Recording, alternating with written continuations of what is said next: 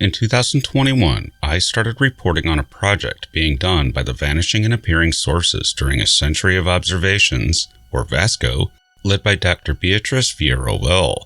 In that initial search, 9 faint, star-like points were identified on a plate that appeared and then disappeared when a plate taken half an hour earlier was examined, along with one taken 6 days later. One plate, they're there, the other 2, they are not. The work further continued and more transients were found. The whole idea of this project was to look for astronomical transients in our vast collection of photographic plates that have been accumulating at various observatories and universities worldwide for well over a century. These historic glass plates serve as a permanent and often extensive record of what was occurring in the night sky when those plates were taken.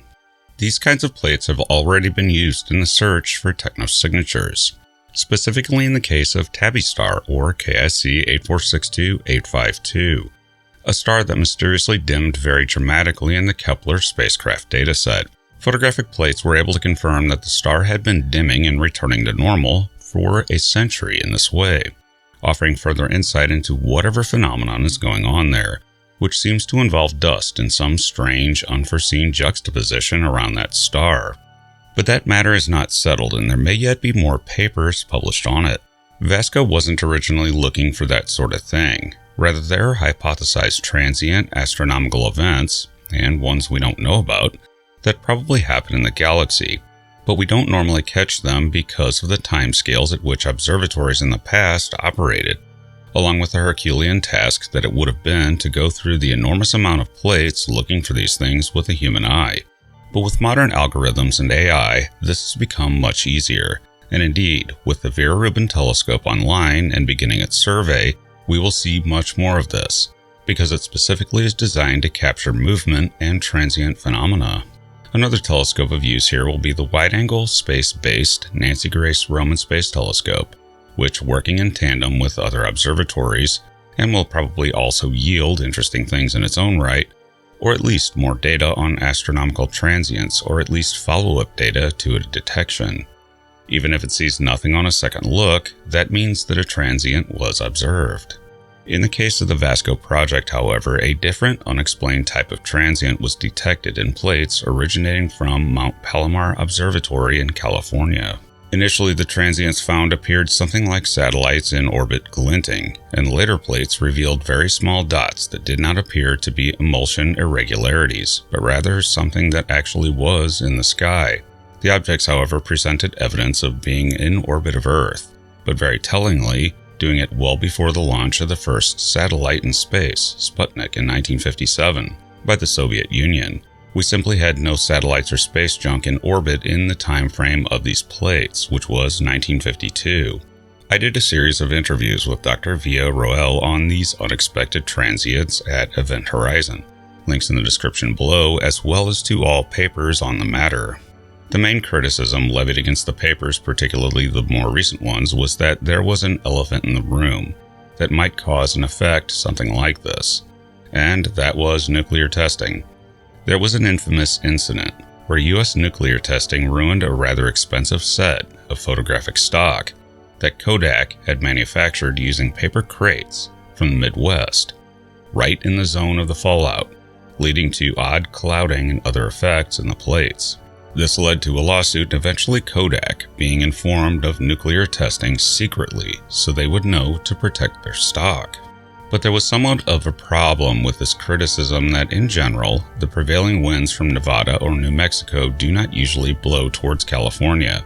Instead, rather often, but not always, for such a particle to damage a plate would need it to travel around the planet to deposit in California, so it should be evident in plates taken only east of the blast sites, unless the plates were manufactured back east or whatever crates they were in was. This does not apply to testing done later in the Pacific, however, which in principle might have provided a better source, but at a huge distance, which seems less plausible. It's also possible that the Palomar emulsions were contaminated if they had been manufactured in the eastern US or the cartons were, but I have not found an answer to that. So that's where the mystery lay, the ambiguity of the dots, even though they were never a particularly good match for nuclear fogging. There was a rebuttal paper making the case that these were not a product of nuclear testing, and that there was statistical evidence that this wasn't the case, along with the transients not being consistent with plate contamination. But the controversy continued. This now, however, seems to be laid to rest in a new paper by another researcher independent of Vasco, and it's gotten even stranger. In a paper by Busko, it is reported that in a completely different set of more limited plates taken by a 1.2 meter Schmidt camera in Hamburg, Germany, also from the mid-1950s before Sputnik in 1957, on a cadence of about 30 minutes apart for the same area of the sky as from the Palomar POS 1 and 2 plates, that Vasco searched. Here it's actually a bit more complicated in that the Vasco transits had certain features that this new study confirms, which points to these actually having been very brief optical flashes that would be consistent with flat rotating objects in orbit of Earth. It's not, however, consistent with long exposure photographs of stars. These are 2-point-like and indicate a very short glint-like duration. Some plates were even taken independently of Palomar on the same night, but with a very similar Schmidt camera type of telescope. In short, this appears to be confirmation of the Vasco transits from an independent source in all ways. That becomes much more difficult to explain away as plate contamination, which should appear everywhere in plates of that period if it was truly that bad, but the phenomenon does not. The new paper notes that it might also be consistent with objects not in orbit of Earth, but passing closely to Earth.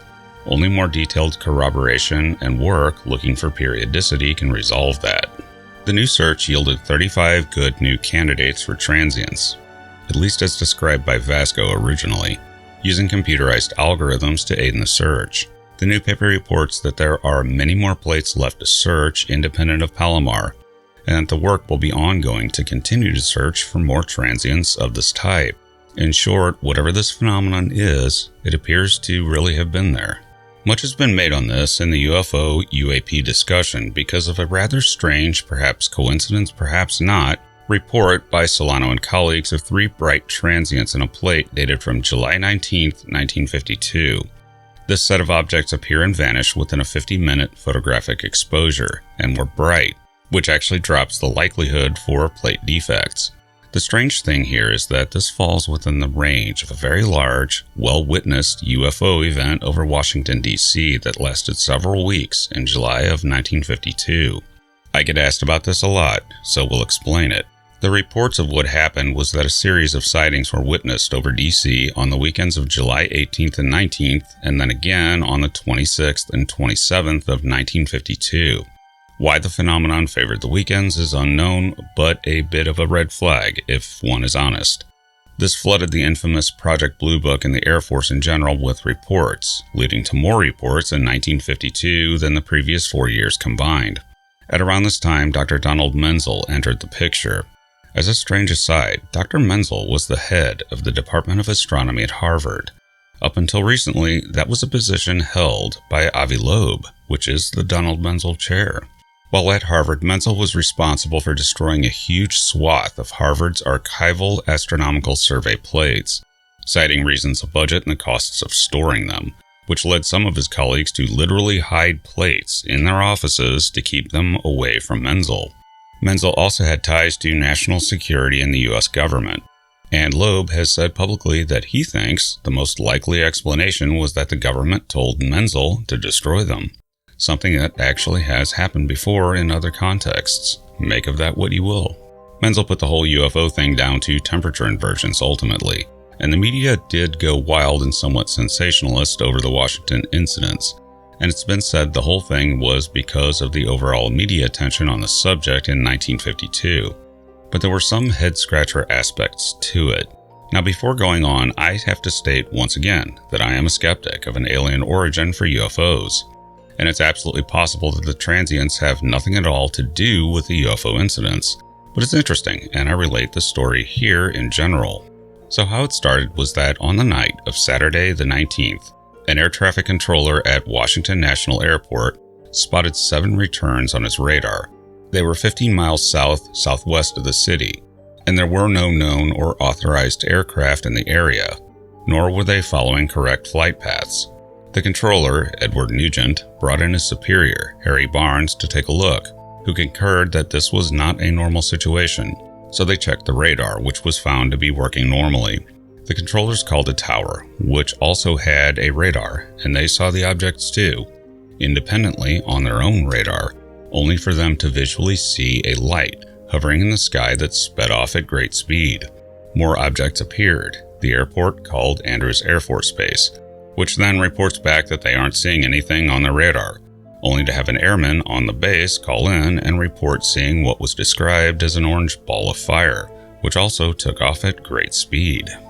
On the airport runway, a pilot of a commercial flight was waiting for clearance to take off, who reported a meteor, or what he thought was one, only then to report a group of 6 white lights, and as he saw them, they showed up on the air traffic control radar. Weirdly, the objects disappeared when fighter jets entered the area, but then reappeared after the jets ran low on fuel and had to leave, suggesting that whatever it was watching air traffic that night. The sightings continued the next week, with even more military and civilian aviation personnel seeing these objects along with the public.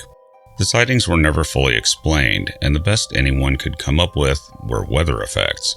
But that's not a very simple answer, given the accounts and radar returns. But ultimately, the real problem is that the radar data is not preserved, and all of it is word of mouth from over 70 years ago, with most, if not all, participants deceased. That's not very actionable evidence in science, but people were asking me about it in relation to the plates, and now the confirmation of that work. So, make of it what you will.